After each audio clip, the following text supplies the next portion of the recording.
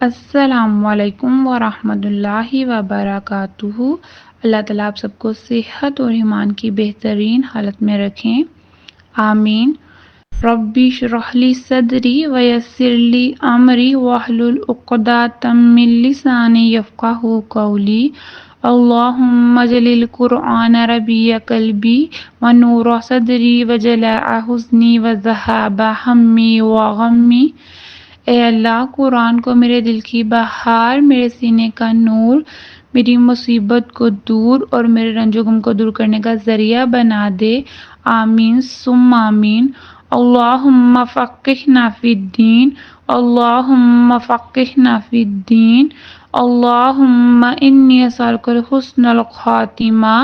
اللہم انی اسألک علما نافعا ورزقا طیبا وعملا متقبلا۔ اللہم ربی زدنی علما، اللہم ربی زدنی علما۔ اعوذ باللہ من الشیطان الرجیم، بسم اللہ الرحمن الرحیم۔ آج ہم نے پڑھنا ہے نون کتنی کا قاعدہ۔ قرآن مجید میں بعض جگہوں پر دو کلموں کے درمیان چھوٹا سا نون لکھا ہوتا ہے، اس کو نون کتنی کہتے ہیں، ٹھیک ہے۔ اور یہ جو قاعدہ ہے نون کتنی کا، جو چھوٹی سی نون بنی ہوتی ہے، یہ 50 ٹائمز آیا قرآن پاک میں۔ آئی تھنک میرے نوٹس میں نہیں لکھا ہوا، بٹ یہ لکھ لیں آپ۔ قاعدہ ہے نون تنوین کے بعد، ٹھیک ہے، اس میں یہ ہے کہ تنوین کے بعد اگر حمزہ وصلی جس سے لفظ شروع ہوتا ہے، اس کے بعد حرف جو ہے نا، اس کے بعد والا حرف ساکن یا مشدد ہو تو نون تنوین کے قاعدے کے مطابق کسرہ دیں گے، ٹھیک ہے۔ جو نون تنوین کا قاعدہ ہوگا، جس کے اوپر نون ہوگی، تنوین مطلب کہ دو زبر، دو زیر یا دو پیش، تو اس کے مطابق جو ہے نا، جو حرف ہوگا نا، جو چھوٹی سی نون ہوگی، اس کو ہم کسرہ مطلب کہ زیر دیں گے اور حمزہ وصلی درمیان سے گزر جائے گا، ٹھیک ہے۔ یہ جو قاعدہ ہے اس کو سمجھنا بہت ضروری ہے، ٹھیک ہے۔ سب سے پہلے ہم نے دیکھنا ہے کہ تنوین ہو، اس کے بعد حمزہ وصلی ہو، اور تھرڈ پہ ہمارے پاس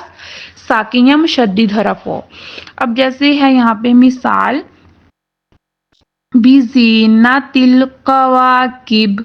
اب یہاں پہ تنوین کو دیکھیں، جو ہے ہمارے پاس گول تا ہے، اس کے نیچے تنوین ہے، اس کے درمیان میں حمزہ وصلی ہے، اور اس کے بعد والا حرف کیا ہے؟ ساکن، ٹھیک ہے۔ اب یہاں پہ جو ہے تنوین کا، وہاں پہ انہوں نے لکھا ہوا ہے، غور کریں کہ تنوین کے بعد حمزہ وصلی جس سے لفظ شروع ہوتا ہے، حمزہ وصلی وہ جس سے لفظ شروع ہوتا ہے، اس کے بعد حرف ساکن ہو، ٹھیک ہے۔ اب اس کے آگے پتہ کیا لکھا ہے؟ نون تنوین کو قاعدے کے مطابق کسرہ دیں گے۔ اب جو تنوین والی جو حرف ہے نا، جیسے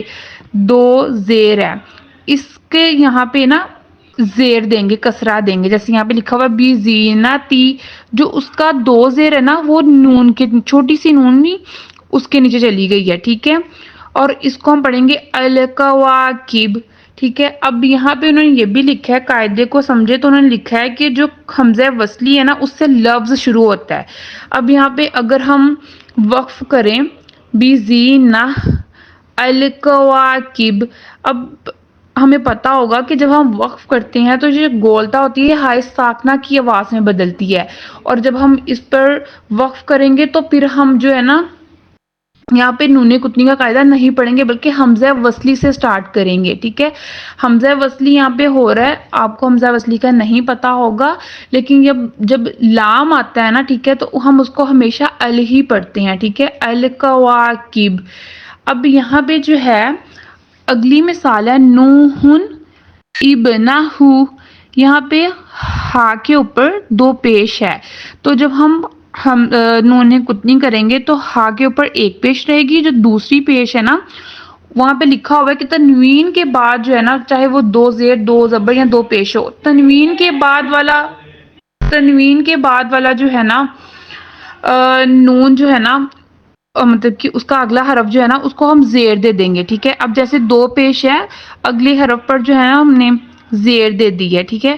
اب ہم یہاں پہ پڑھیں گے، اس کے بعد جو با ہے وہ جزم ہے، اس کے اوپر ساکن ہے، ٹھیک ہے۔ اس میں ہم پڑھیں گے نوح نبنہ، اس طرح بھی پڑھ سکتے ہیں، ٹھیک ہے، لیکن اگر ہم نے وقف کرنا ہے نا، نوح ابنا، ٹھیک ہے، نوح ابنا ہو پر وقف کریں گے، ٹھیک ہے، اس کو پورا نہیں پڑھیں گے۔ ابنا کو کیسے پڑھیں گے دیکھیں، حمزہ وصلی کا یہاں پہ قاعدہ ہو رہا ہے، وہاں پہ بھی ہو رہا تھا، وہاں پہ الکواکب پہ ہو رہا تھا، یہاں پہ پتہ کیا ہو رہا ہے، حمزہ وصلی کے قاعدے میں ہوتا ہے کہ جو تیسرا حرف ہے نا، اگر اس پر زبر یا زیر ہوگی تو ہم جو سٹارٹ کریں گے نا اسے زیر دے کے سٹارٹ کریں گے، ٹھیک ہے، جیسے ہے الف پہلا حرف، با دوسرا حرف، نون تیسرا، اوئے نون، اعوذ باللہ من الشیطان الرجیم، نون جو ہے نا یہاں پہ تیسرا حرف ہے، ٹھیک ہے، یہاں پہ جو ہے نا ہم اگر ہم سٹارٹ کریں گے نا اس کو پڑھیں گے تو حمزہ وصلی سے شروع کریں گے نا، وہاں پہ لکھا بھی ہوا ہے قاعدے میں کہ حمزہ وصلی سے جو ہے نا اس کو شروع کریں گے، تو ہم یہاں پہ زیر کے ساتھ اس کو شروع کریں گے، کیونکہ کہا بھی ہے کہ یہ حمزہ وصلی کا قاعدہ ہے، ٹھیک ہے، حمزہ وصلی کے قاعدے میں ہوتا ہی ایسا ہے، اگر یہاں پہ نون کے اوپر پیش ہوگی تو ہم اس کو اوب سے پڑھیں گے، اگر نون کے اوپر زبر یا زیر ہوگی تو ہم اس کے زیر کے ساتھ پڑھیں گے، ٹھیک ہے، ابنہ ہو۔ اب یہاں پہ نوٹ ہے، انشاءاللہ تعالی مثال کے ذریعے آپ کو اور اچھے سے سمجھ آ جائے گا، اور بھی مثالیں آپ کو جو شیئر کروں گی اس سے۔ نوٹ ہے، نون قطنی وقف میں نہیں پڑھا جاتا اور نہ ہی اس سے ابتدا ہوتی ہے، ٹھیک ہے، نون قطنی میں جو ہے نا وہ وقف سے نہیں پڑھا جاتا ہے اور نہ ہی اس سے ہم ابتدا کرتے ہیں، بلکہ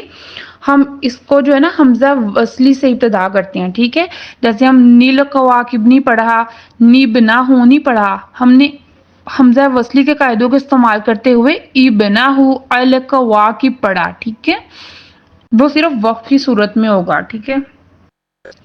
آگے جو ہے جیسے احدن اللہ میں احدو کی جو دال ہے اس پر وقف کریں گے، ٹھیک ہے، جیسے ہم نے وہاں پہ نوحن بزینہ پہ وقف کیا، نوح اور بزینہ پہ وقف کیا ہے نا، ٹھیک ہے، یہاں پہ ہم احد پہ وقف کریں گے نا تو ہم نیلا نہیں پڑھیں گے، پتہ ہے کیا، اس میں جب لام آتا ہے نا تو ہم نے وہاں پہ حمزہ وصلی کے قاعدے کو دیکھنا تو ہوتا ہے، لیکن لام پر ہمیشہ ہم اس کو زبر سے ہی پڑھیں گے۔ یادوں کا آپ کو بتایا تھا کہ جب کسی بھی حرف پر تشدید ہوتی ہے، جیسے ٹھیک ہے، جیسے اللہ کے اوپر جو ہے وہ تشدید ہے تو ہم پڑھیں گے لام، لام پہلے ساکن ہوگا پھر اس پہ زبر ہوگی، ٹھیک ہے، دو ہے، تو اب ہم پڑھیں گے، ہم نے یہ بھی یاد رکھنا ہے کہ یہاں پہ جو حمزہ وصلی ہے جو الف ہے اس کے بعد والا حرف جو ہے نا وہ ساکن ہوگا، ٹھیک ہے، یہاں پہ اللہ ہے تو اس میں جب اللہ کی ادائیگی ہوتی ہے تو پہلے اللہ، دو لام آتے ہیں اس میں، ٹھیک ہے،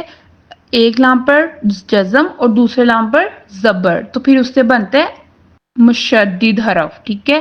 اب یہاں پہ نیلا پڑھنا غلط ہوگا، اللہ ہی پڑھیں گے، جیسے ہم وہاں پہ میں نے کہا تھا نیل قواکب نہیں پڑھنا، اس طرح القواکب، اس طرح اللہ پڑھیں گے، یہاں پہ لکھا بھی ہوا ہے کہ دال پر وقف پڑھیں گے تو اللہ سے ابتدا کریں گے اور نیلا پڑھنا غلط ہوگا۔ اسی طرح میں آپ کو اگزامپلس بتاتی ہوں، ایک ہے قوما، ٹھیک ہے، قومن اللہ مہلکہم، یہاں پہ قوما پہ اگر وقف کریں گے نا تو ہم اللہ پڑھیں گے، یہ سیم وہی والی مثال آ گئی احدو والی کہ احد پہ وقف کریں گے نا تو اللہ پڑھیں گے، یہاں پہ بھی قوما پہ وقف کریں گے تو جو ہے وہ اللہ پڑھیں گے۔ دوسری ہے اموال، اموال نقترفتم، ٹھیک ہے، اب یہاں پہ اگر ہم اموال پر وقف کریں گے نا تو اقترفتم پڑھیں گے، یہاں پہ حمزہ وصلی کا قاعدہ ہو رہا ہے، دیکھیں پہلا حرف ہے الف، دوسرا حرف ہے قاف اور تیسرا حرف ہے تا، تا کے اوپر کیا ہے زبر، جب زبر ہوگی تو ہم نے سٹارٹ کس سے کرنا ہے، اقترفتم، تو زبر زیر کے ساتھ کریں گے، ٹھیک ہے، کسرہ دیں گے، ٹھیک ہے، اور یہ وقفی صورت میں ہوگا، اگر ویسے پڑھیں گے تو پھر ہم پڑھیں گے اموال اقترفتم، تو وہاں پہ ہم کلکلا کریں گے، لیکن وقف کی صورت میں ہمیشہ کبھی بھی وقف کے بغیر کبھی بھی ہم جو ہے نا نقترفتم نہیں پڑھ سکتے، اگر وقف آ گیا تو پھر اقترفتم ہی پڑھیں گے، ٹھیک ہے، اگر کچھ سمجھ نہ آئے تو پوچھ لیجئے گا کیونکہ یہ تھوڑا سا مشکل ہے، مجھے تو مشکل لگا تھا،